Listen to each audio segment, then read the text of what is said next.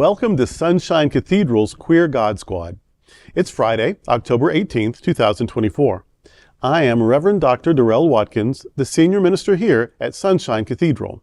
With me today is Sunshine Cathedral's executive minister, he's also my husband, the Reverend Dr. Robert Griffin. Sunshine Cathedral's Minister of Connections, Reverend Dr. Ann Atwell, and Sunshine Cathedral's Minister of Education, Reverend Kevin Tisdall. Visit sunshinecathedral.org to learn more about our progressive faith community and how you can be part of it no matter where you live in the world. And if you live in South Florida, be sure to check out the Sunshine Cathedral Center for the Performing Arts, entertainment for the LGBTQ+ community to benefit the LGBTQ+ community. If you enjoy the Queer God Squad, please share this or other episodes with your friends, family, and social media communities. At Sunshine Cathedral, we want you to know that you are God's miracle, not God's mistake. This is the Sunshine Cathedral perspective. Hollywood transgender pastor creates inclusive church environment. Drew Stever is a trans man who was female identified when they entered seminary, but by graduation had found the courage and the voice to tell the world who he really is. Stever is ordained in the Evangelical Lutheran Church in America, ELCA, which has ordained transgender candidates since 2015. Stever told CBS News, and I'm quoting, "I would say specifically to folks of color, to people living with disabilities, people who are LGBTQ+, you are good. Nothing is wrong with you. You are so good. And you don't need the church to tell you that," end quote. One of his congregants says that Stever's message is simply love. Stever says that growing up in the Twin Cities area as a Lutheran who attended Catholic schools, he learned from a teacher that Christian theology can and ought to be accepting of everyone, and that message made Stever want to become a pastor. The Queer God Squad wishes more pastors of every denomination would embrace love over any other doctrine or tradition, and use faith to heal and welcome the marginalized rather than adding to their suffering. Mm-hmm. And I have such great appreciation for that. It sounds very Sunshine Cathedral, doesn't it? And I'm not surprised that someone of a trans experience has found this, this way of being, this way of offering ministry, this way of offering love. Living our authentic life, living our lives with joy and authenticity helps to find peace. It helps to find love.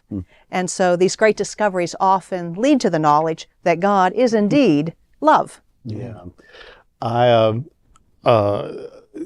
It struck me that this congregation embraced him. Mm-hmm.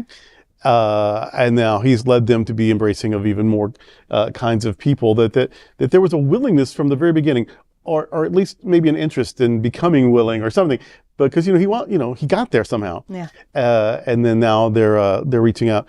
And Hollywood is also true. A pretty good world to be in if you're in the LGBTQ+ community anyway. I love, because it's always where you don't expect this sometimes. I love that he loved from a Catholic school teacher. Yeah. Yes. That Christianity is really meant to include everyone. Right. That it should be able to celebrate and affirm all kinds of people.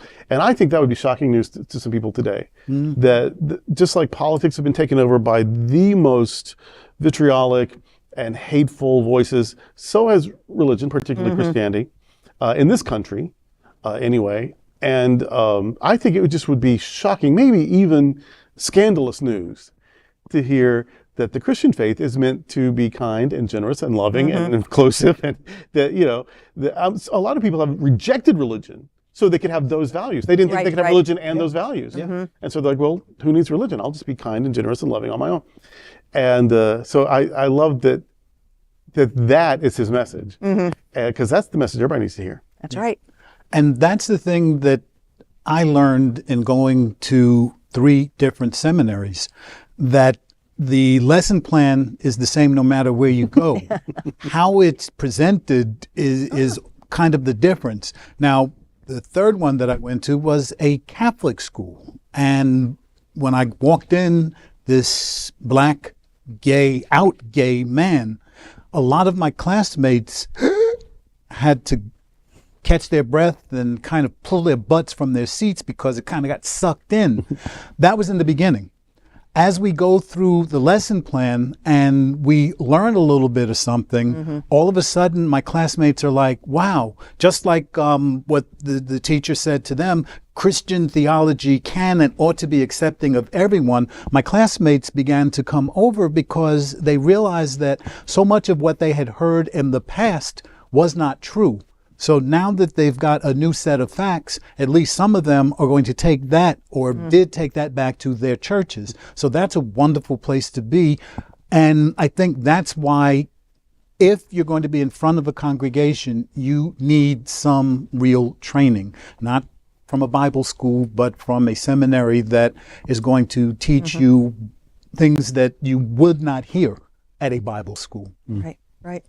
I love the fact that anyone who can stand up and declare in love, nothing is wrong with you. Yes.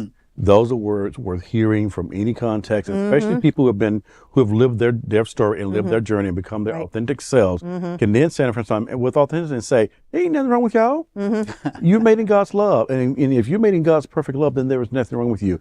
And it does, I would imagine, lessen some of the hatred or the hurt that people have lived through for many years and in different situations, whatever it may. But to have someone say it in front of you, nothing is wrong with you. You're okay. Yeah. You are made in the image of God, and whatever the image looks like for you is what it is.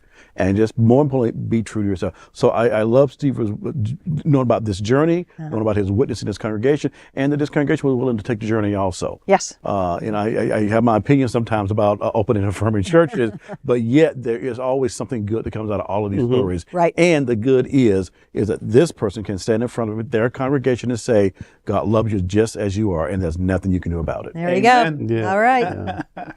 Well, that's today with the Queer God Squad. We want to thank you for joining us. We're here daily at 3 p.m. to have some fun and to discuss what our LGBTQ plus community is talking about. Sunshine Cathedral is the world's largest progressive queer church. Progressive, queer, and God are words that naturally should go together. We all are in this together. Remember that you are God's miracle, not God's mistake. Until next time, we are the Queer God Squad. Goodbye.